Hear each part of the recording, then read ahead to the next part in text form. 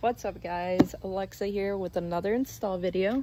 As you can see here, I have the Voswitch JL800 and we are going to install this in my 2020 Jeep Gladiator. It should be a pretty simple process. As you can see, it says painless installation, plug and play. I already looked at the instructions and it's pretty cool. You can hook up pretty much anything you want with it, you know, fridge, camera, fan, all that good stuff. So you guys stay tuned and let's install this. Alright guys, so when you open your box, you're gonna have a decal in here, your panel, some stickers to customize your switches the way you want to. There's some bolts in here, zip ties, there's a fuse for something, your instructions, and this bad boy. So let's do it.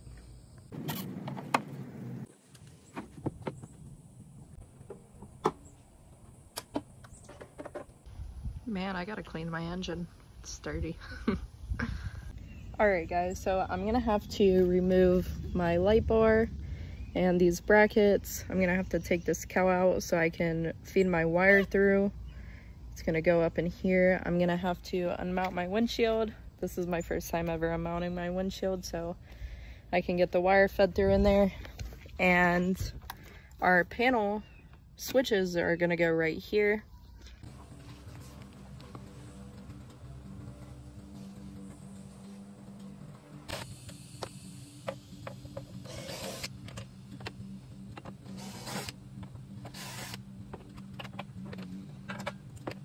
Alright guys, now that I have my light bar removed and my lights, we're going to start installing this. So you want to disconnect your negative battery terminal so you don't mess up any of the electrical. And you're going to take your factory bolt out right here and you're going to replace it by putting it back in. And it is a 10mm.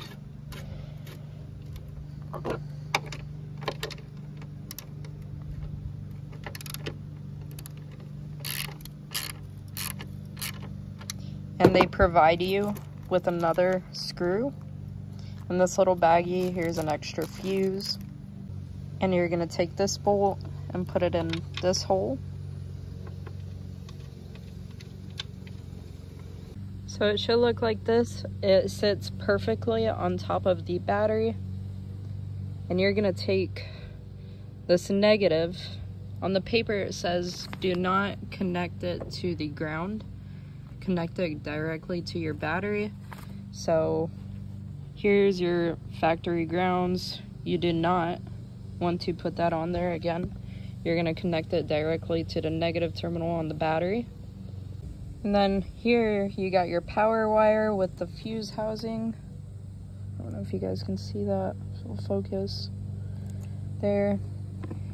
And this is what's going to connect to the handle. So we're gonna feed that through into the cab. So now we're gonna feed this wire to the cab. And I'm just gonna feed my wire under here to the other side.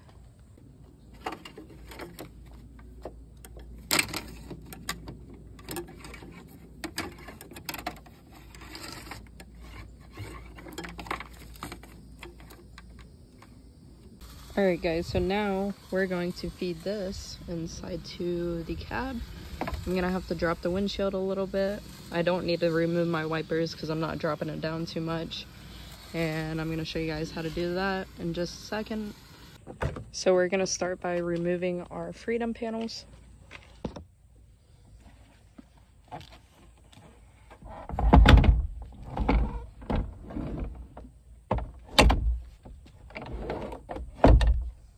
And you're gonna get back inside of the vehicle. And this is how you remove the windshield. You're gonna take a T40 bolt. There's a bolt here. A bolt here. And same thing on the passenger side. And after you get those bolts out, you wanna start by removing the speaker cover. So I'm just gonna take a flathead and kind of pry it out like that.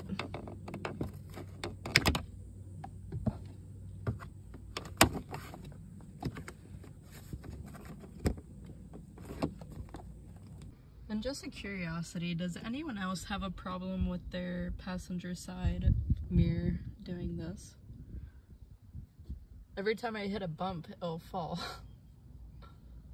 So after you get your speaker cover off, you're gonna start by, same thing, prying this plastic piece out so we can get to these bolts right there. And same thing on the bottom. We're gonna do the same thing, pry it out. And there's gonna be a bolt down here. After you get the 2 bolts out, it should just come out like that. And now we're ready to feed this wire inside. So you're gonna drop your windshield. This is so cool. It's my first time ever dropping my windshield. And I'm gonna try to do this with one hand. It's kind of hard, but you're gonna take your wire now and you're gonna feed it in like that. And it's gonna go up in here.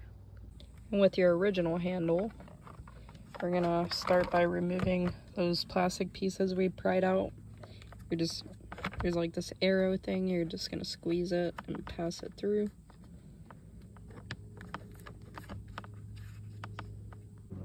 And it should look something like this.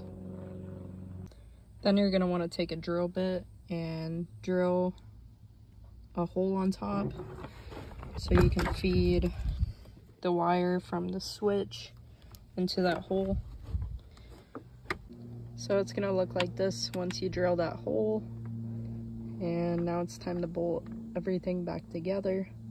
So you're not gonna use your factory screws anymore. They provided you with some, and that's why you're gonna use to bolt the switch in there. You can see my switch is bolted in. We're gonna move on to the next step. Alright guys, next, I didn't really talk about this too much earlier, but they're just gonna connect to your battery. You got a positive and a negative. Along with this one, this is gonna hook up to your positive battery as well.